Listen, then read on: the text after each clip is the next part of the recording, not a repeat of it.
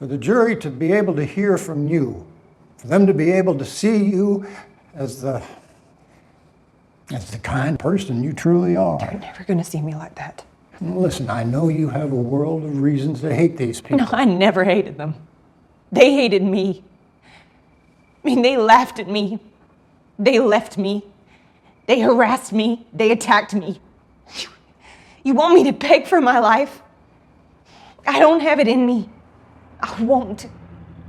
I will not offer myself up. They can make their decision. But they're not deciding anything about me. So much potential and so much to like. Directed by Olivia Newman from a script by Lucy Alibar, who wrote the play Juicy and Delicious, which was then adapted into the film of Beasts of the Southern Wild, which co-written. Produced, as you said, by Reese Witherspoon under the Hello Sunshine banner, company that puts women at the centre of every story we create. And based on a novel which sold how many million copies? 12 million. I mean, a publishing sensation. Also, some other great performers in there. Harris Dickinson, who I've always liked, and again, somebody who is incredibly adept with accents. So on paper, very, very good. I have to say, on screen, for me, rather tepid. Here's the problem. The novel clearly struck a chord with readers, and I haven't read the book. Have you read the book? No. Okay. So I can't compare this to the novel, although there were many times watching the film that you get this kind of ghostly image of a book struggling to be adapted.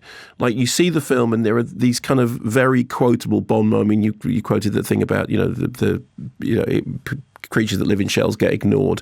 Marsh is not swamp, marsh is light. The only constant in nature is changed. I don't think there's a dark side to nature, just inventive ways to endure. Now, I don't know whether these are quotes lifted from the book, but they felt like they were. The problem is, it's a very low temperature, well, on one level, a murder mystery, which I never found that mysterious.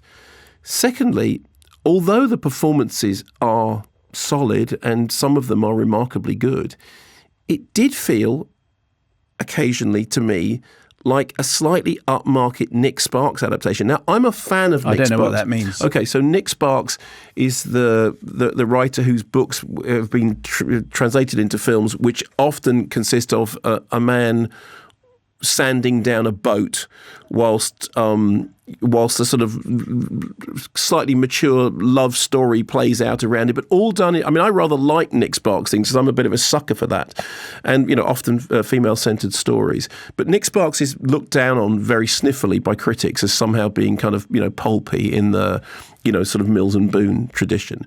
But this does feel, I mean, there is that classic love triangle at the centre of it, that there is a central character. There are two male suitors, one of whom she clearly loves but then goes off to college, the other of whom has got bad news written all over him and who is at the centre of the murder investigation that is playing out.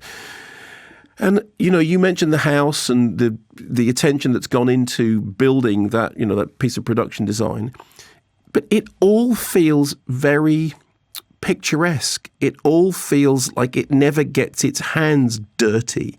It all feels like it never quite gets its fingers into the marshes in which it's set. I thought there is a couple of subplots which are kind of weird. There's a subplot about who owns the land that the house is built on, and think about developers in the background, and they're going to move in because if they just pay the $800 tax bill, they can get the land, and you kind of think maybe that's tied up, and then that just goes away. There's a weird thing about... Well, it doesn't go away because she gets the money from her book and so she can pay it off herself. But the developers never make a move on paying the £800 and the guy literally says whoever pays the $800, gets the property, and then they never appear to do so. There's also the stuff about she does all the drawings and the writing and she sends the thing off. And the next thing, a finished book arrives. You didn't. Now, I know this is kind of small hills to die on.